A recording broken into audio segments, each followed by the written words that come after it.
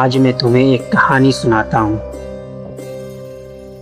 وہ کہانی جو آزادی کی صبح سے شروع ہوئی تھی اور آج اس کے 80 سال ہونے والے ہیں۔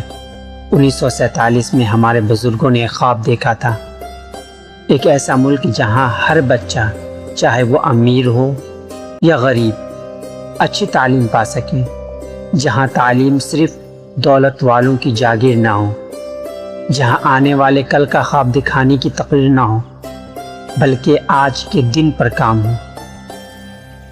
آج 15 اگست 2026 ہے۔ حکومت نے ہمیں 2047 کا ویژن دکھا رہی ہے۔ ترقی یافتہ ہندوستان، بڑی بڑی باتیں، خوبصورت تقریریں،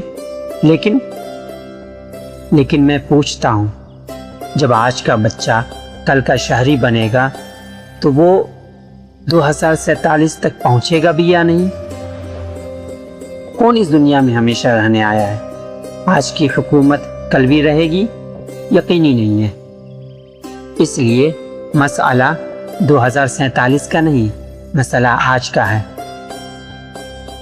دیکھو، آج کا دور اے آئی کا دور ہے، ٹیکنالوجی کا دور ہے۔ 1 منٹ میں اے آئی ایک جگہ سے دوسری جگہ پہنچ جاتی ہے۔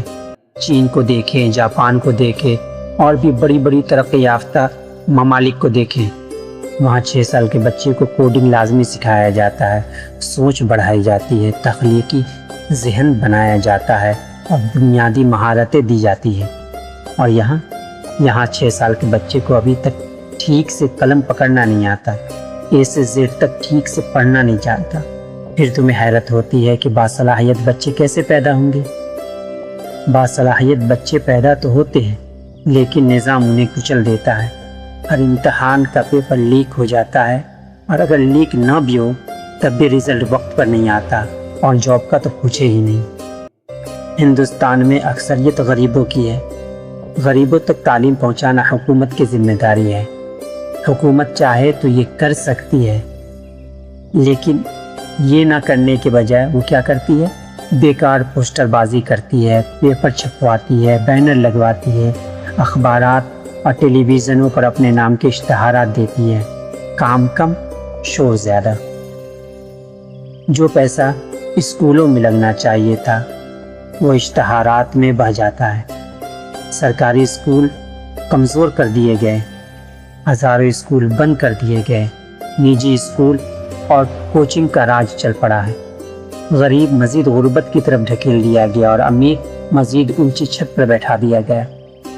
پھر حیرت ہوتی ہے کہ نوجوان باہر کیوں جاتے ہیں؟ کیونکہ وہاں ٹائم پر ایگزام ہوتا ہے، پیپر لیک نہیں ہوتے۔ باہر چھوٹی عمر میں سرمایہ کاری ہوتی ہے، وہاں بچے جلد تیار ہو جاتے ہیں۔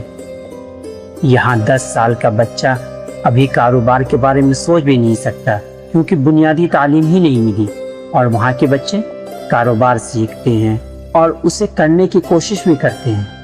آج آزادی کی سالگرہ پر صرف ترنگا لہرانے سے کام نہیں چلے گا۔ سوال پوچھنا پڑے گا، حکومت سے پوچھنا پڑے گا کہ تم ہمیں 2047 کا خواب کیوں دکھا رہے ہو؟ جب آج کے بچے کو اے سے زیڈ نہیں آتی ٹھیک سے، تم اشتہارات پر کروڑیں کیوں لگاتے ہو؟ جب اسکولوں میں کرسیاں نہیں ہیں تو تم غریبوں کو غربت سے نکالنے کا طریقہ کیوں نہیں سکھا رہے ہو؟ تم اپنی میراث کیسے بنانا چاہتے ہو؟